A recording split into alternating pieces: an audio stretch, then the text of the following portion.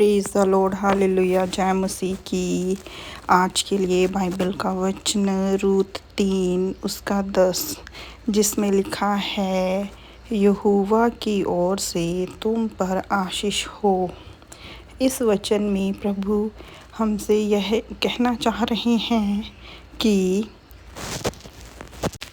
रूत एक मोआबी महिला थी जिसने अपने पति की मृत्यु के बाद अपनी सास नयोमी के साथ इज़राइल आने का निर्णय लिया। नयोमी ने रूत को यह सिखाया कि यहोवा सच्चा और जीवित परमेश्वर है। रूत ने अपनी सास के साथ वफादारी और प्रेम दिखाते हुए न केवल अपने देश बल्कि अपने देवताओं को भी छोड़ दिया और यहोवा पर विश्वास करने का निर्णय लिया। नयोमी के पास कोई संसाधन नहीं था और दोनों भी विधवा थी। रूत ने खेतों में जाकर अन्न बीनकर अपना और नयोमी का गुजारा किया। इस दौरान उसकी मुलाकात बोअज नाम के एक व्यक्ति से हुई, जो एक धनवान और भला व्यक्ति था। वह न केवल उनके परिवार का करीबी था बल्कि यहोवा के नियमों के अनुसार परिवार का भी गुजारा करता था। इसका मतलब यह था कि यदि कोई विधवा परिवार में रहती है तो परिवार का निकट संबंधी उसे संभालने और उसके परिवार को सुरक्षित करने की जिम्मेवारी लेता था।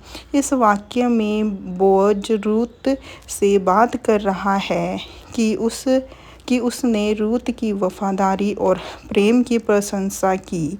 आइए इसे और विस्तार में समझते हैं। हे बेटी, यहोवा की ओर से तुझ पर आशीष हो। बोअज ने रूत को बेटी कहकर संबोधित किया, जो स्नेह और सम्मान को दर्शाता है। उसने यहोवा से रूत के लिए आशीर्वाद की प्रार्थना की। यह इस बात का संकेत है कि बोअज एक धर्मी व्यक्ति था, जो हर चीज़ में परमेश्वर की इच्छा और आशीर्वाद को महत्वपूर्ण मानता था। क्योंकि तूने अपनी पिछली प्रति महिला से अधिक दिखाई।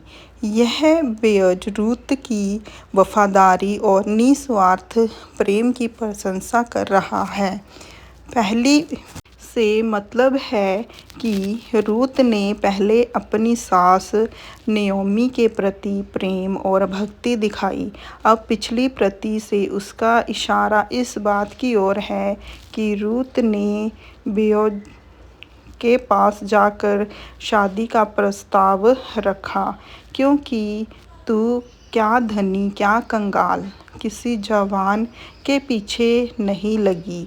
यह वाक्य रूत के चरित्र और को गहराई से दर्शाता है। वह किसी स्वार्थी उद्देश्य से किसी अमीर या जवान पुरुष के पीछे नहीं गई। उसकी मंशा धन, सौंदर्य या शक्ति पाने की नहीं थी। उसने यह निर्णय लिया कि यह अपनी सास नयोमी को देखकर करना चाहती है। अपनी सास नयोमी की देखभाल करना चाहती है और परमेश्वर के कानून का पालन करना चाहती है। इस वाक्य का संदेश, इस वाक्य का यह संदेश है कि सच्चा प्रेम और वफादारी बिना किसी स्वार्थ के होने चाहिए। रूत का चरित्र इस बात को दर्शाता है या उदाहरण देता है, इस बात का उदाहरण देता है कि कैसे एक व्यक्ति दूसरे व्यक्ति की भलाई और परमेश्वर की इच्छा को प्राथमिकता देकर अपनी ज़िंदगी को अर्थपूर्ण बनाता है। रूत का यह एकदम सिर्फ उसकी सास नयोमी के लिए नहीं था, बल्कि परमेश्वर के साथ उसकी गहरी भक्ति को भी दिखाई देता है। बोअज ने उसकी भक्ति और स्वाभाविक इच्छा को पहचाना और उसकी